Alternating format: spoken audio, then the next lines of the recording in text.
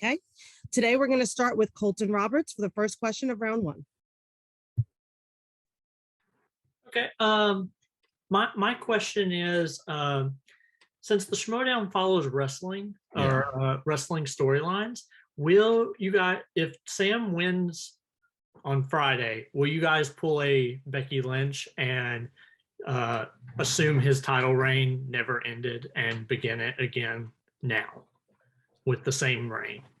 No, we won't. That's a great question, but no, we would. If Sam, and that's a big if Sam beats Marisol, it would be a second title reign, and he wouldn't have, like, this wouldn't count as like a third defense, or his next one would be a third defense. No, he would have to do it in the same way. He chose to leave. Becky Lynch did not. Becky Lynch left for very different reasons. It's a great question. Great. Moving on, our next question is going to be from Dagan from Let's Get Ready. Cool. Hey, Kristian, thanks again so much for helping put over my show, Any Given Schmoedown, and everything recently. We really appreciate your support. Yeah. Wanted to ask about this tweet you put out earlier about the new player ranking system.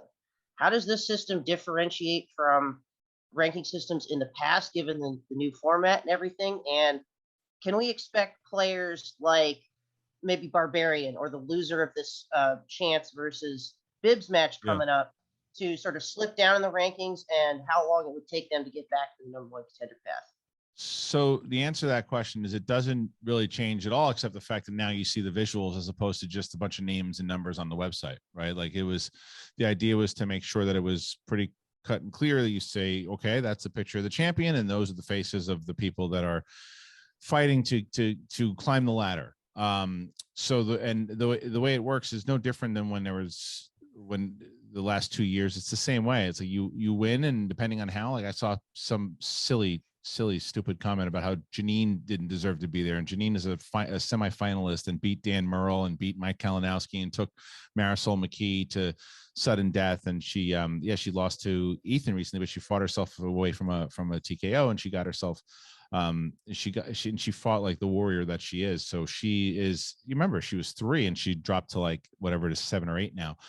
So there's always a way to jump up significantly from a win, because there's a few matches that are coming up that you could see a dramatic shift in. Someone that's here today might not be there tomorrow, and vice versa. Great. Next question is going to be from Galaxy Geeks. Kristian? Hey, man. So my question is, with how Titans is set up, how pay-per-views are set up, and how you have to market the pay-per-view, could we still see within pay-per-views a triple threat randomly appear within the match? Not saying that could happen, but could we see that happen? Is it possible, you're asking? Yes. Yes, it's certainly possible. Okay. Yeah. Great. Next question will be from Jake Berlin. Hey, real quick, just on the pay-per-view for Friday, how much are you loving the fact that the first title match of the year is an old school versus new school with Sam and Marisol, digital age versus original, 2 different styles of play? That's got to be something you've been thinking about. Yeah, of course. I would say more so new school versus old school, because even though Marisol, I think she probably, I think she made her name in digital, so that's not necessarily, but she really popped as a superstar at the Cantina, in Brooklyn at the Spectacular. So she's no stranger to in-person studio events at this point. You know, she's kind of made her name by able to do that. But I certainly understand the point you're making with it is a new school versus old school, and it is. I mean, Samm Levine has managed in the digital age, but he doesn't. Yeah. But that's not how he competed. He's all he knows is big events and big defenses and things of that nature, and he clearly showed that when he showed up against the Barbarian and did what he did. So now he's got and he went on. And his last match before the Barbarian was title matches. You know, he hadn't played a 3-round singles match in I don't even know how long it was. If his last 3-round singles match, I think, was in the finals against JTE, or no, that was 5 rounds also. So it was whoever it was, my Kalinowski. I can't remember who he played, but it was like that was a long time ago. So the fact that now he showed that he could do the 3-round, now he comes back to do the 5 and to go up against Marisol McKee. Yeah, certainly it is. It is that it's either going to be one of those things where Marisol is going to really take the torch here, or Sam's going to pick it back up and blend into, you know, this new kind of school player that we have now. Next question will be from Megan from Call to Action. Hi, thanks for having me on. So with kind of looking at the title pictures that we've been seeing over the past couple seasons, is there any thought or consideration into developing something like the light heavyweight or the hardcore type of belt for some of those mid to upper tier competitors that haven't been able to be in the title picture because of the number of main titles that we've been having throughout the seasons? Yeah, no, it's a great question. I've definitely been asked that before inside of, like, you know, it's like the mid-tier championship, right? It's just, I think it's something I really want to talk to the players about in general, because and maybe it's just my own thing, but it just seems like a constellation prize personally. You know, it's like, because it's different when there's cruiserweights and lightweights and things, because they're just not big enough to hang with the bigger talent, right? So I just think that there's ways to look at someone like the kid. When the kid came in and lost to Oyama in that first match, you're like, okay, he's okay. And then he started to develop more and more and more as a player. And you're like, I don't know if he can hang. And now you certainly know that he can hang. You know, there's people like, look at Chance Ellison. Chance Ellison is still, he's only 24 or 25 years old or whatever he is. And he has this vast knowledge, and he's not a mid-tier guy. He's a guy that could be champion, but if he goes and plays for a mid-tier championship, it's like, is that a constellation prize because he can't get it done? I understand the sentiment behind it, but I just don't know how it's overall perceived. I think the Intercontinental belt in WWE was created for that, especially it was created a long time ago, but like during the Hulk Hogan golden era, it was given to the guys like Randy Savage and Steamboat, because they weren't given the title away to anybody except Hulk Hogan during that 4-year stretch. So that was a place for Macho Man to shine and the Honky Tonk Man to shine and all that stuff. That's kind of what the inner geekdom is for us. You know, if you can't hang in the singles division, or I shouldn't say can't hang, can't get to that spot, and maybe you have a very good knowledge in geek. I mean, look at Mike Kalinowski. Mike Kalinowski is a very good singles player, but he's a great inner geekdom player. So I'm not saying no. I just don't know how it would be perceived. No. Thank you. Thanks, Max. Great. Next question will be from Tim from The Insight. Hello, Kristian. Hey, Tim. So just kind of wondering from your perspective, you've seen that, well, with Marisol McKee now coming in as the next singles champion to attempt to defend 3 consecutive times, you've seen already that you've seen championship belts in this run defended already 3 times or more, with obviously the Patriots, Alex Damon, and of course recently Mike Kalinowski. We haven't seen it yet in what many would consider the premier division, that is the singles division. And why do you think it's difficult to defend 3 times consecutively in a singles division and in all the other divisions, from, you know, being behind the desk and from, you know, playing for a short time? That's a great question. I think that it just depends on its streak, right? And it's also the time that the division, I think all the divisions are hard. And I just think that the singles division has been the hardest, because that's been the consistent amount of top tier hard competition since day one. That's where the best always played. And you look at, and nothing against Alex Damon's run, obviously. Alex Damon had to beat some really good players in his 4 defenses, but he beat everyone that was in the division at the time, you know, like Laura Kelly and Ken and Joseph Scrimshaw, and then Ace, which was, I guess, one of the new ones. But like he had to, that's not easy to do. It's still pretty hard. And the same thing with Mike. Like, before Mike, no one had defended that title twice. The Inner Geekdom was the one that was that was the hardest one before. But now that Mike's done it 3 times, everyone says, well, why is singles the hardest? Because, well, it's actually IG before Mike was the hardest. No one had ever done it. Chandru was trying to do it, and I mean, Mara Kanopik, as great as she is, she hadn't defended the title again. Mike's now done it 3 times. So that just shows the kind of player that Mike is. As far as singles go, there's just so much top tier talent out there. And I think that the speed round is, and I think this was the other day, I was listening to Jake's show, and they were talking about how it's just, I never understood how anybody could argue against speed round versus fast money. I just don't understand it. It's just it's so much more exciting, and it also allows, it's that skill. And then people are, well, it's not about knowledge. Of course it's about knowledge. Who gets the information first, and who can, and then it is about reflexes. Get the information first, and then go to buzz in to make sure that you got it. And I think that's what the equalizer is inside of the title matches. And so Marisol McKee is pretty damn good on that speed round. And I know that Samm is also, he made his career on it. So it's going to be a barn burner. I'm not sure. Marisol could certainly do it. I wouldn't bet against her. And if she does it, then maybe people are going to start saying, let's say she gets to 5 defenses, then they're going to say, why is it so easy to defend in the singles division? So you never know. It's just it's a product of the time. Okay. We have completed our first round of questions. Kristian, do you want to go to the second round? Yes, please. Back to Hold on Colton. 1 second.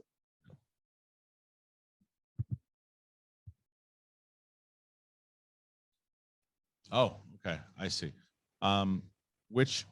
So I guess I can. Hi, Actually, Samm. Thank you for joining us today. There he hello, is. everyone. So ladies and Hey, gentlemen, Sam. so before we start our second round of questions, we have the #1 contender and challenger for the world title, former Movie Trivia Schmoedown singles and teams champion, coming back after 4 years off. Sam, I was trying to think, before your last 3-rounder before Barbarian was in the Ultimate Schmoedown, who was that against? Was it against Roca? In singles, Singles. it was against Roca? whoever I had to beat right before JTE, because JTE and I played each Right, other it's in the 5. finals. I thought it was Roca. I think it was Rachel, actually. Was it Rachel? See, Yeah, I it's think either I had Rachel to or beat Roca. Rachel to go to play JTE in Was the it? finals. Okay, because it was Bibbs, then Roca, okay, then Rachel. then JTE, then you. Listen to that lineup, though. I mean, that's what people don't understand. Like back then, like, okay, he did what he had to do, but like now, after they've proven the legends that they are, all of those people that you named, they're all legends. And what a run that was. So all right, so you guys have been, I've done these press conferences. You've asked me enough questions. I mean, if you want to ask me another one, of course I'll answer them. But you got Sam here, so you want to, Yep. Susan, should we start with Sam? We'll start with round 2. Colton Roberts, you get the first question. Okay. Since I'm not 100% sure how long Oyama has to cash in his free-for-all, Sam, are you concerned with that coming Friday night? I am entirely focused on the task at hand. It would be getting way too far ahead of myself to think that I should be thinking about Oyama right now. I am solely focused on Marisol McKee. Great. Our next question comes from Dagan. Hey, Sam, good to see you. Good to see you back in the league. It's been very exciting. I was going to ask about this new rule change this season. The betting round, you can actually get a mulligan and spin again. So how do you think that could potentially come into play in this big title match? I think it's one of the better rule changes in recent memory, because prior to that, if we're talking about a championship match, unless spinners and opponents or now wildcard slices are on the wheel, one person spinning at once without getting a redo doesn't really matter who spins. So it wasn't necessarily advantageous to you to be the one spinning in the betting round, and now it is. So I'm a big fan of that. And look, if I get to spin first, I'd love knowing that I have the choice of taking a mulligan and doing it again. And if my opponent does, obviously I'll be sad if it lands on something I liked the first time, and then my opponent decides to spin away. But them's the breaks. That's why it makes having the lead going into the betting round that much more important. Great. Next question will be from Galaxy Geeks. Hey, Sam. So my question is, with being on so many list of the GOATs for so many before this season, what was your thoughts going into the season, where if you came in losing, you could end up looking a lot worse in a lot of people's eyes? What was your thoughts coming in? That's for sure. Basically it came down to me realizing I am perfectly fine with what I did years ago in the Schmoedown. And my hope was that no matter what happens with me on this run, whether it be successful, whether I flame out right away, that portion of my Schmoedown career, no one could really touch. And it spoke for itself. And I definitely, thought like, look, I could go in there, I could play the barbarian. It could not go my way. It could be real bad. And if that were the case, then at least I would say, all right, well, I've got the rest of the season to try to build some momentum and get back to the player I used to be. I got to get my sea legs back. And obviously I'm very happy with the way I played against Barbarian. But yeah, there is a degree where every time I go out there and play, I'm a little bit thinking of, that legacy, but that's not really how I'm trying to approach it. I'm playing each match as one match and nothing else. And that's, I think the only way I'll be okay with myself is not getting too, thinking too big of a picture in my own head. Great. Next question will be from Jake Berlin. Hey, Sam, thanks for joining us.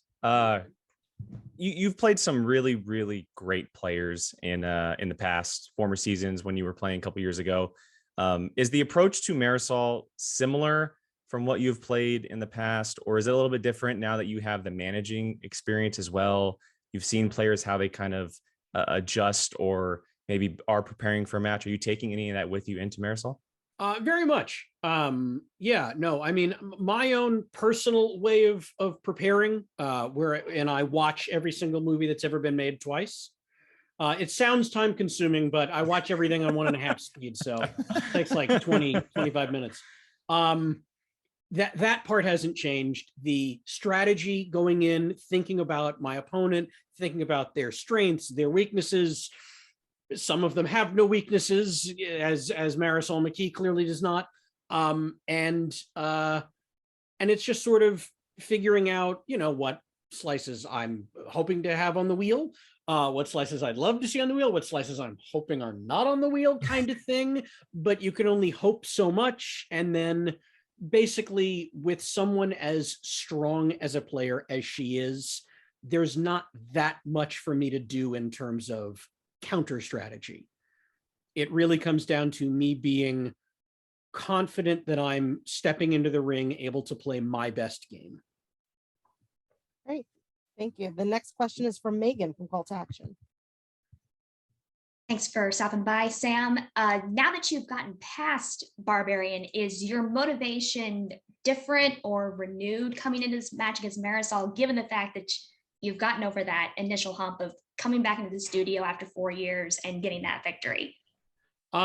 Yeah, my goal now is to win this match. Actually, that's not true. My goal, as it was before playing the match against Barbarian, is not to embarrass myself.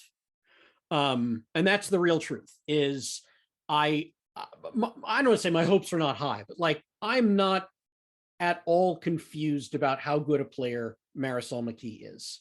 So my expectations are very realistic. I hope to have a competitive match. I hope to not embarrass myself. And if I can get a little lucky, who knows? But my goal is, as I play one match at a time. And as long as I don't miss questions that I knew the answer to, as long as I don't check down on questions that I'm pretty sure I already knew the answer to, those are the things that are going to bother me. And so as long as I can avoid stuff like that, whatever the outcome is what the outcome is. And as long as, again, I keep thinking of the movie Rocky Balboa. I'm not trying to reclaim my old glory. I'm not trying to win a belt and defend it X times. I'm trying to just prove to myself that I can still fight and compete at the level that I used to. That's all. You're still stuff in the basement.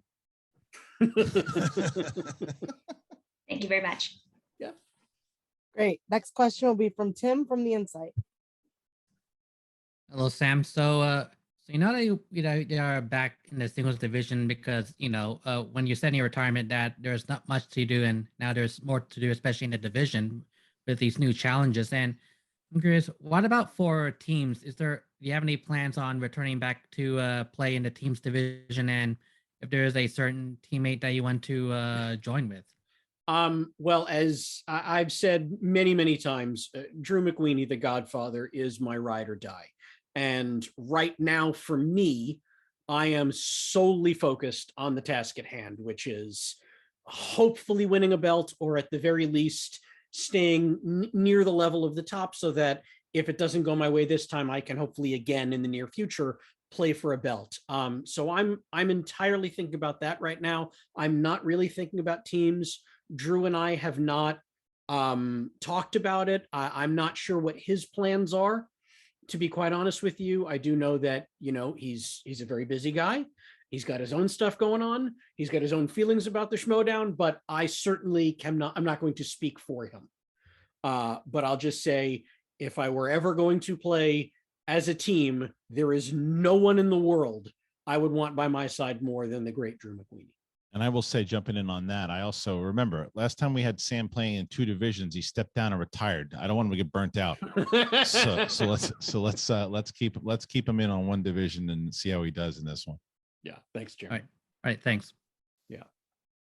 Perfect. So we went through this round. So we'll do one more round of questions. Sam, if you can stay with us for that. Yep, no problem. Perfect. So next round, Colton Roberts, you have the first question. I know it's been discussed before that if Guy hadn't beat Murrell, that it would have been Samm Levine versus Dan Murrell. Sam, now that you're back, would you want to play Dan again? I'll say this: I had actually already stepped down and retired. I'd made that decision before Dan announced he was coming back. So a lot of people like to do a little bit of revisionist history. Oh, Sam only stopped playing because Dan was coming back. My retirement happened before Dan said he was coming back. So I was not thinking about that 4 years ago when I made that decision. So Dan and I played once. It didn't go my way. And sort of the way I've always seen it was, if I ever came back to play, and if Dan and I ever played each other again, whether it was for a belt or not, at that point, realistically, for me to claim victory over him, I'd actually have to win 2 matches. Because if I somehow play Dan and then win that one, everyone's going to say, well, Sam won one and Dan won one. We need a rubber match. I would be saying, if I play him that. and lose, conversation's over. So look, I don't control the matches. I don't control the matchups. But should I play Dan Murrell again, obviously I would hope for a different outcome than last time. But you can't say the word GOAT when it comes to the Schmoedown and not automatically think of Dan. So that is, that's something I haven't forgotten. He's pretty much the best there is. So I'm hoping we can steer clear of each other for at least a little while. Next question from Dagan.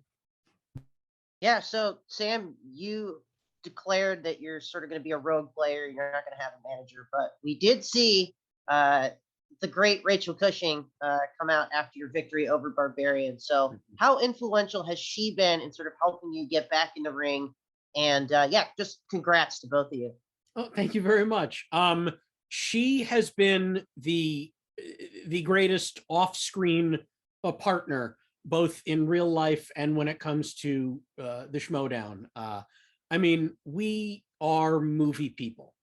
So several times a day throughout the day, just peppered into our regular conversations, we will ask things like, hey, who directed this? Or who plays the bad guy in this? Just to keep each other fresh. It's what we do. It's how we communicate. And that's just for funsies. So when it comes down to actually buckling down and studying, there's no one better. And I'm incredibly grateful to her for the help and support that she has given me. But in terms of managing, I think I said in my match against Barbarian, nobody manages me better than me. Like that was the thing that I felt I brought to the managing world when I was managing the Usual Suspects, was of the, since at that time, the challenging something relied much more heavily on your manager than the player. I felt like I was probably in the best position to challenge things that may have been accidentally incorrect or ambiguous, more so than other managers might have. So I feel like I haven't lost that skill set. Next question from Luke, with Luke from Gal. So Sam, since you are an incredible actor and have such amazing acting chops, and we see you coming back, but basically just playing yourself, do you see in the future leaning towards a persona or leaning towards a heel persona, or because you have an edge to you, but we're not really seeing you be able to use your acting chops yet?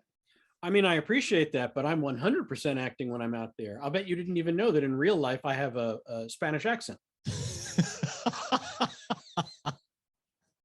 So, yeah, no, that's, look, man, the lights go on. I don't know. Whatever you think you know about me, I'm in the moment.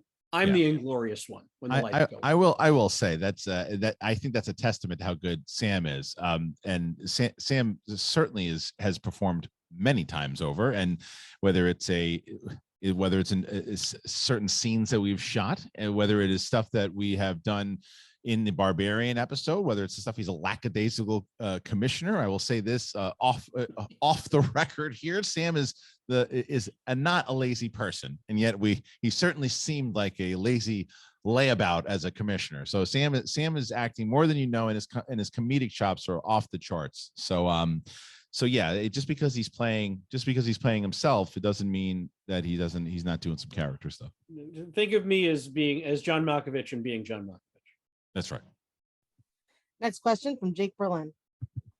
Yeah, so speaking of the usual suspects, one of your former players, Mr. Ethan Erwin, decided to take a big turn this season. What do you think about his now heel persona joining Roxy and the possibility of playing him in the future? I'll tell you this. I didn't think he was going to be so angry when we dissolved the suspects. That for being as calm a guy as he is during matches, that one surprised even me. So I'm terrified of him. I was already terrified of him. Now I'm extra terrified of him. But I think with Roxy in his corner, that is a perfect fit. Yeah, look, I mean, my goal, I don't say goal, one of my hopes for coming back as a player was that I wouldn't have to at least immediately play any of the former members of the usual suspects. And so far in my first two matches, the one that I've already played, the one I'm about to play, no former members of the usual suspects. So I'm 2 for 2 so far on that. But beyond what happens in this match with Marisol, I have no guarantees. So I'll just say, if Mr. Ethan Erwin and I were to go head to head in the ring, he's got a bit of fire and attitude behind him that I'm very scared of. Great. Next question, Megan from Call to Action. So given your past proficiency and what you've had with movie release dates, Marisol McKee has also shown and said to have some proficiency there as well. Do you see that playing into your title match coming up on Friday? I mean, it cannot be understated. I can't find any weaknesses in her game. And so for me, I wanted to focus on my strengths. So I wouldn't be surprised to see movie release dates on the wheel. If I didn't put it there, maybe she'll put it there. As you so pointed out, she is also pretty proficient in it. But I mean, the fact of the matter is she knows movie trivia. So I'm not going to put myself in a position to not potentially hit something that I feel like I'm good at. So it's more about playing the best offensive game that I think I can, rather than worry about playing a defensive game if there's overlap in the Venn diagram of me and Marisol. Great. And the last question for this round is going to be Tim with the insight. Okay, so this question is for Kristian Harloff. So we heard that you're on your time on Spin from the Wheel that you've talked about how you'll be running Star Wars matches, especially with the non-title ones being digital and for just patrons only. And there's been some notable frustrations seen on social media, and especially including the Schmoedown subreddit, and I'm just curious. Will we know eventually the concrete plan for how the Star Wars division will be run this season, and how close are we to it? Well, will we know? I mean, I hope so. That's the thing. As far as frustration goes on Reddit, I never heard those two words together ever. But as far as it goes to the Star Wars division, first of all, what you said, Tim, in no way, no one confirmed that Star Wars is on Patreon. That didn't happen. What I said was that it's been floated around and we've talked about it, and I actually made it very clear inside. It was actually posted incorrectly on Reddit. I saw that, and I wish that the whole interview would have been posted on Reddit if they're just going to, instead of taking like the little snippets there, because I actually had a message to all of Facebook, Reddit, Instagram, everybody, and I wish that they would have posted that, but they kind of pick and choose over there sometimes what they want to post. The Star Wars stuff itself, if they're frustrated with it, it's too bad, because it could be the only way that we possibly have it. We don't have a way to do. If you guys come up with an idea of how you think we can do Star Wars, then let me know. But you have to realize this: we have 3 flights per shoot, 3. So if it's a matter of getting Marisol McKee out to play against Samm Levine, and then other matches that I have to get in the singles and teams, Star Wars has 7 to 12 people that are all out of town. So it is impossible to do it. And the other thing is that there needs to be more stuff on Patreon in general that we want to be able to offer. So in order to do that, the idea would be to have those matches, let the contenders play, and then the title match itself would then be part of Titans. That's the idea. And nothing is finalized. It's just that they wanted to float out. And honestly, it's what I said on Spin from the Reel. I wanted to float it out there. And if there's frustration and people don't want to join, then, then unfortunately we just might not have much of a Star Wars division that year. And that's totally fine. But we have to do money, as we were all told as kids, money don't grow on trees. And we have to figure out a way to make it all work. Thank you. Great. And then for the next round of questioning, we have one more special guest. Joining now, Lady Justice herself, Marisol McKee. Ladies and gentlemen, you have the Justice herself, the movie trivia Schmoedown champion of the world, Lady Justice Marisol McKee. She is here, and Sam is also here with this round. Obviously, Marisol and Sam.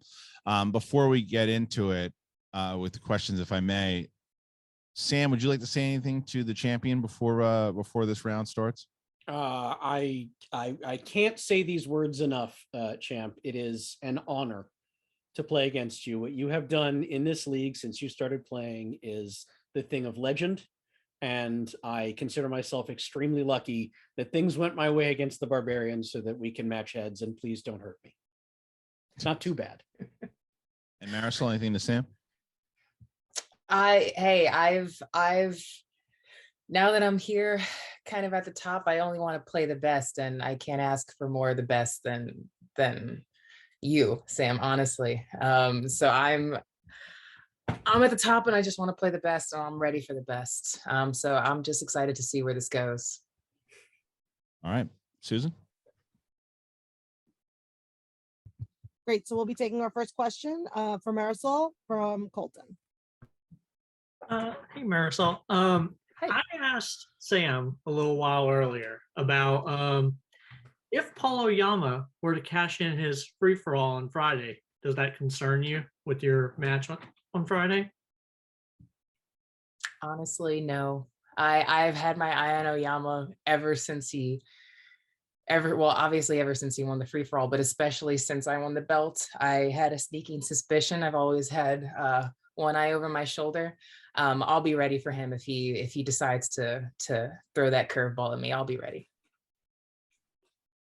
Great. Next question from Dagan from Let's Get Ready. Hey, Lady Justice, good to see you again. You too, Dagan. We saw what was possibly the greatest Schmoedown scene of all time this past week. A lot of emotions going on with Korruption right now. So how is that affecting you going into this big title match? And how will the results of this event, because it's a big night for Korruption, chance in there as well, how will that affect your path with Korruption moving forward? It's a lot. A lot has happened. I'm still wearing a lot of that. It's wearing heavy. I'm not gonna say I'm in a completely happy place. I'm still processing a lot of that. And losing the coyote was pretty rough. I'm not gonna lie. But it's also helped me, oddly in a way, kind of hyper focus and separate what's going on and focus that much more on what I need to do, and the task at hand. And in a direct way, it's actually kind of fueling my enthusiasm, my passion, and my drive and my focus going and representing and keeping Korruption that much stronger in a time of such doubt. So I've been channeling that energy into this, for everything that's going to happen. And I know Chance is feeling the same way going into Friday. So that's where my head's at for this. Next question, Luke from Galaxy Geeks. There, so my question is, in the past, you mentioned that you weren't the biggest acting person, but we saw in this past week how incredible of an actor you really are. And I wanted to ask, what was it that really brings that out of you? Like what headspace makes you able to really act the way you have been recently? Caring about what you're doing, and I care about the Schmoedown more than, which a lot of us do, but passion, number one, first and foremost for everything. I love this world. I love all these people that I've met. Talking to all of you guys makes it even better. And I believe in it. I believe in the Schmoedown. I believe in what Kristian's created. And that makes everything, all the inspiration, all the motivation, all of that just flows. It actually, even if something like I've never done, like taken an acting class or been in any kind of like production like that, when you have the right motivation and the right inspiration, the right things, fueling you, giving you a reason to do what you're doing, you'd be shocked the places that you could pull things, and some things just feel so right. I'm not saying sign me up, don't sign me up for anything after that. I'm not about to go try to be in a TV show or something like that. But this specifically, it just feels so right, and you feel the right instincts pulling you in certain directions when you're around people, when you're around your people and people who love and care about what they're doing, surrounded by things that you love, like movies, and all that made everything kind of a no-brainer when I'm stepping into doing new things, like entering now into the studio and doing cutscenes with everybody, which I've been dying to do ever since I first joined this league. And it's been a smoother transition than I thought because of all the people involved. Next question's from Jake Berlin. Well, first of all, on behalf of Jill, she said that she'll be doing everything she can to make sure Deception returns one day. Because I think she was the most heartbroken out of everybody. But yeah, look, there's obviously a lot of pressure with defending a title in a singles title match, especially in the Schmoedown. But when it is someone up against, Samm Levine, who has a long history in this league, who came back, he had his first match last week. Is there any more added pressure now that it is someone like Samm compared to someone who maybe is just a year or two into this league?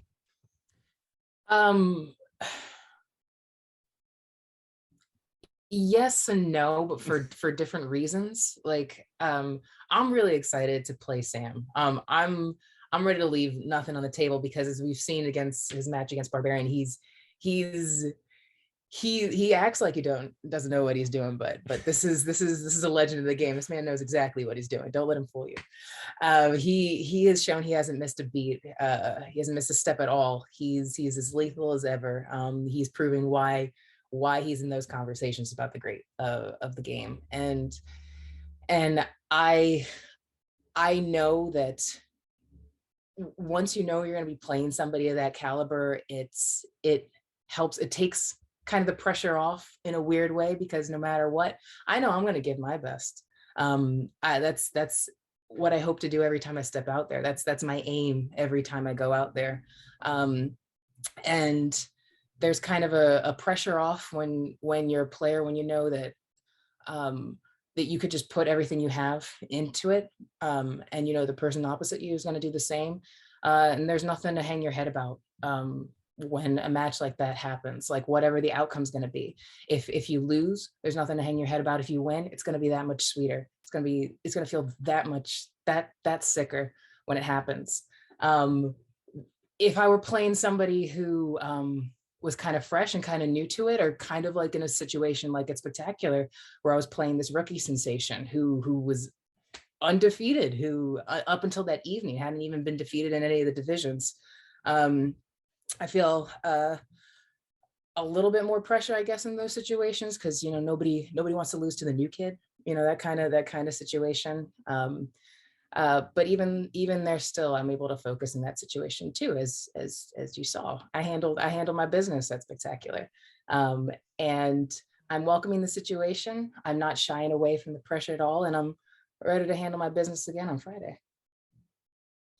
Great. Next question from Megan at Call to Action. Thank you very much. Given, Marisol, now that you have been in 2 live events, you're now entering into a studio title match situation. Have you approached the preparation any different, or can you give a little insight on what you do to calm your nerves or anything entering into those situations? I feel the biggest hurdle for me was the live events. I had no idea how it was I had no idea how that was gonna go down. And hopefully I didn't fall on my face, figuratively and literally, and did pretty okay for myself. So that once you start putting those kind of firsts behind you, it obviously makes every next step a lot easier. The only thing I was kind of nervous about with studio is a new challenge where we're turning up, we're cranking up. We've got a whole new thing going on with season 9 this season, now being in the studio and getting back to that full dish of Schmoedown, the whole shebang with the entertainment and the cutscenes, not just the trivia and not just the presence, but really throwing in the entertainment aspect, and trying to fill in. My biggest thing is still trying to fill in, which I'm still trying to work on, is getting ready to, now that we're going to be in studio, is trying to fill in those moments in between, with putting forward as much as my character as possible. So that's bringing up a new minor set of new territory for me, I guess, as a competitor that I haven't had to face before, which isn't making me nervous. It's making me excited, because I've been ready to grab each new situation as I've grown in this game by the horns, and I'm about to grab this bull by the horns now. Great. And the final question for this round is going to be from Tim with the insight. Hello, Marisol. So outside of Paul Oyama possibly cashing in his free-for-all title shot, with the challenge of now facing a more established former champion and recently a former manager who knows the game very, very well, as well as all of its changes, has it added more to the gravity of this matchup for you and for your manager, Shannon Barney, when training to aim for possibly the opportunity to become the first singles champion with 3 consecutive title defenses, especially to start your 3rd season off on that challenge? Yeah, there's going to be a lot going into Friday. Like I was saying, Korruption's kind of, we're kind of thrown for a loop. We're a little frazzled right now. And a win on Friday would go a long way in at least, we've obviously got a lot to talk about off screen, but it would be a good first step in keeping us on track, keeping the faction together. I want to believe that my faction is going to be there for me no matter what, whether I win or lose, and I have that confidence. I still want to talk more with Shannon, but I feel that confidence, and I don't want to let that overshadow what I do. I'm still pretty good about separating myself from the pressure, which is the only way I've really been able to get through these past championship battles that I've had. I broke through a pretty big barrier back in September playing against Ethan, and it's like I said, it's spectacular. Like I'm not done. I'm ready to keep going, and the thought of being right here on the cusp of being able to do something somebody has never done, defend 3 times, is I'm salivating just thinking about it. I'm chomping at the bit, and I'm ready to do that, and it's making me more excited instead of more nervous. it's making me more excited because I have another chance right in front of me to really, really, really, really accomplish something special and keep this going. And that's making me feel, that's fueling me up, that's amping me up better than any pregame ritual can. Great. Got it. Okay, that's going to be this round. Sam, you're more than welcome to stay with us for the final round of questions, but if you need to hop, that's totally fine as well. I'm happy to hang if Sure. you guys have questions for me. A nod or just raise a hand saying like, yeah, hang, and we'll. Otherwise, I love Marisol, but she's terrifying to hear talk about what she's how she's Planning to preparing. do. And she's getting in my head, guys. Yeah, if you So, guys, Do so- you guys have more questions for me? You don't have to. There's no pressure. Oh, you do? All right. All right, All right. okay. I'll hang. I'll hang. all right, okay. Okay, I'm just so we're going going to to do start this our when Marisol talks. we're going to start our final round of questions, and then after this, we're going to wrap up. So, first question for the final round is going to go to Colton. Okay, my last question is for Kristian. With Sure. all these people coming up from the fan leagues, and being in title matches like Marisol or Adam Collins or Chance Ellison or Amaru Moses or Paul Oyama, is there anyone from the fan leagues that you've noticed that spark your interest? And as a person who my show, we talk about the fan leagues every week, so I would be ashamed if I didn't ask about it. Well, it's great that you did, and I should probably. Do you tag the Schmoedown when you post your episodes? Not always. You should, because that's usually how I know about the shows, when they tag the Schmoedown. Because I'd like to hear that stuff, because I'm not as tuned into the fan leagues as I once was, because we have a different system now with the way that FCL worked. And I will say this, just a quick correction: even though Marisol played in the fan league, she didn't come from the fan league. She came from the we found her in Orlando. Found her in the crowd in Orlando, and her and I had a conversation at the bar afterwards, and I had suggested her going to play in the fan leagues afterwards, and then she did. So I already had my eye on Marisol, but that's not to say the Paul Oyamas and Chance Ellisons and people and Adam Collins who have come from. There's been a lot of very successful ones. We've also changed up the criteria and what we look for in a player. All those players that we just mentioned are fit what the Schmoedown player is, but as you've seen when you're watching Titans, we have that advertisement now for auditions. It's open all year round. We're looking for people who not only have the trivia skill. We're looking for people who understand what Marisol just said to you guys before, and she's being very humble. She was fantastic in everything that she's done as far as performance, microphone stuff, all of that.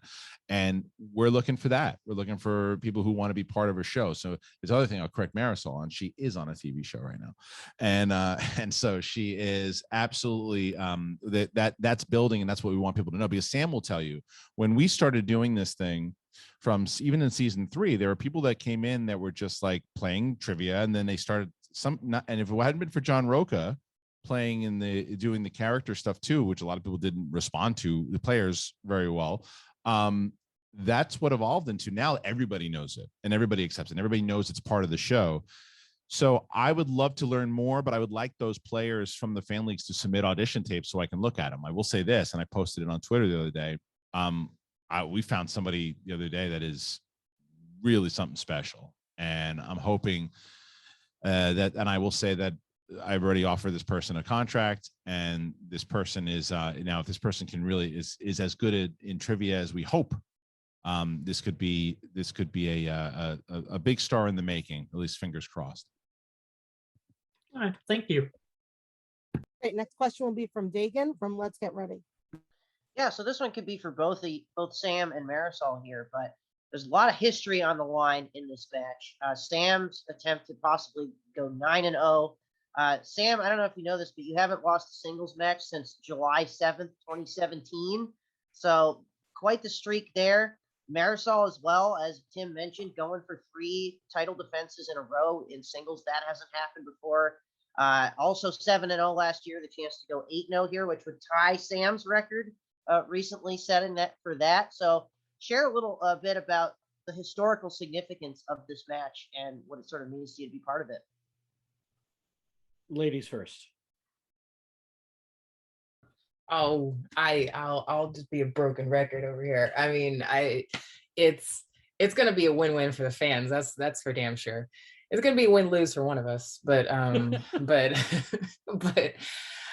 but definitely win-win for the fans. And I can separate the two. I am excited because I know I'm gonna be proud of it. I think no matter what happens, I have full confidence in myself, and I have full confidence in Sam not to go easy on me, and he better not, because I don't want him to. Just say it. But yeah, I have a really important opportunity in front of me here, not just for myself, but for everything, to push the game forward in a lot of ways that I will be proud to be a part of that, pushing it forward, and I don't take that lightly. I haven't taken my involvement in any of this lightly at any point, which is why I love it so much. One of the reasons why I love it so much, and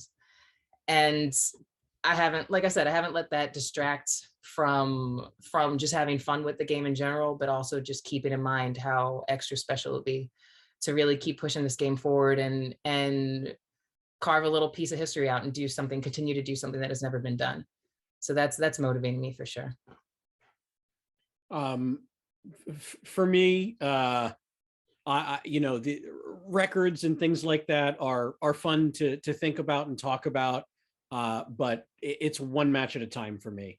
And I will say that defending that singles belt more than twice has proven to be incredibly difficult for a lot of players. And if there is a player in the Schmoedown who I believe is easily capable of breaking that unbroken streak, it's Ms. Marisol McKee, without question. She is as locked in a player as I've ever seen.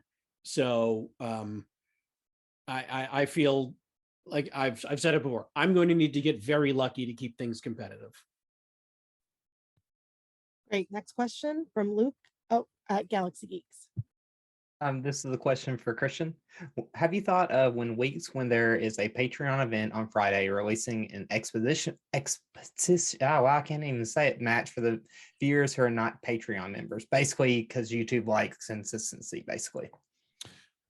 So yeah, listen, as far as material goes and things that we should put up, yeah, I want to put some more stuff up during that time, but it goes back to the same answer that I was telling Tim before, Luke, and that's just it's production dollars, right? It's like everything that we do, because that's the other thing, Dan, to answer your question and Tim's previous question was that these Star Wars players, like, think about it like this: when you have all of the talent that you have and you have a pool of how much you can spend per month on the talent to make sure that everybody's there, and you don't have Star Wars already equated for, right? And then you're going to put it on Patreon.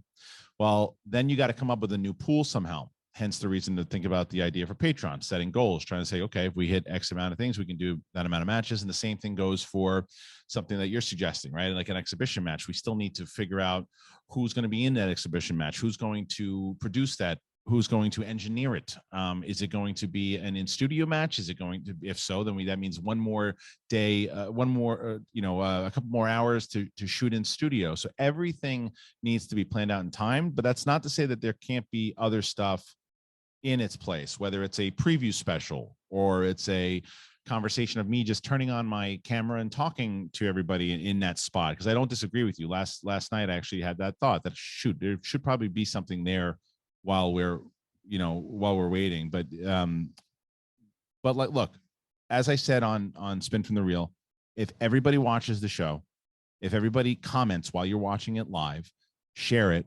If you can join Patreon, great. That is the ultimate goal. If you can join Patreon, if you buy merch for your favorite competitors or that type of stuff, but the main thing, share it, like it, comment. If you're watching on it, when you're watching live and you're commenting inside the chat, also comment on the page, and then we'll respond to it. And that's how more people see it when it's out there and the interaction. So we keep getting that, then hopefully we won't have to worry about this kind of problem in season 10. Next question from Jake Berlin. This one's for both Sam and Marisol. You both have had a long history with the Schmoedown. Sam obviously playing for a long time, and Marisol being a fan and now playing as well. As far as like this new version of Schmoedown, the reboot, Many of us have said that it feels like the version the Schmoedown should have always been from the get-go. Like, this is what the ultimate version of the Schmoedown looks like. How do you feel it feels when you walk inside that studio? How do you perceive it on your end, being a player, being a fan, and now actually participating in this new version of the Schmoedown? Ms. McKee. Oh, you have Oh much yeah, you want me more. to do this? All right. You have much more to talk about in this regard than I do. Look, you got to learn to walk before you can run. So while I love what Reboot is, we don't get to where we are now without all the previous seasons before it. And that is a testament to Kristian Harloff, Mark Ellis, and everyone who makes the show happen.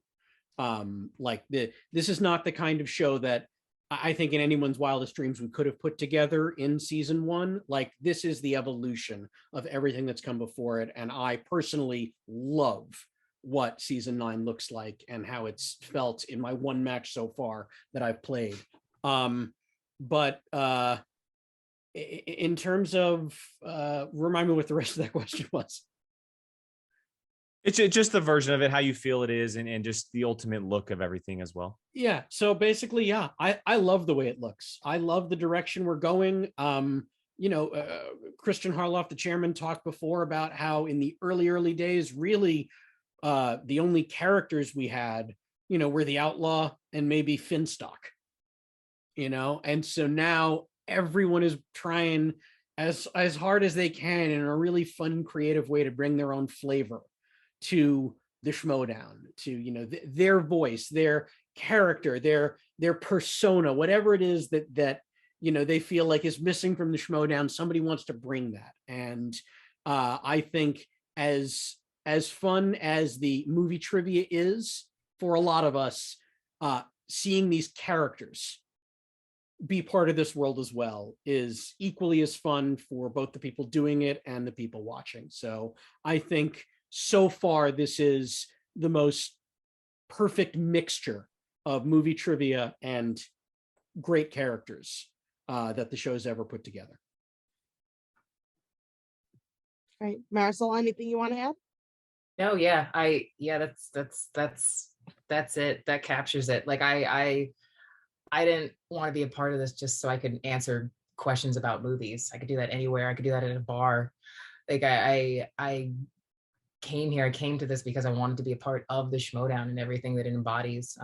So I'm still, Sam's already there. Sam's been there obviously for a long time, but I want to keep trying to I have a constant goal, keep trying to, especially now coming into season 9.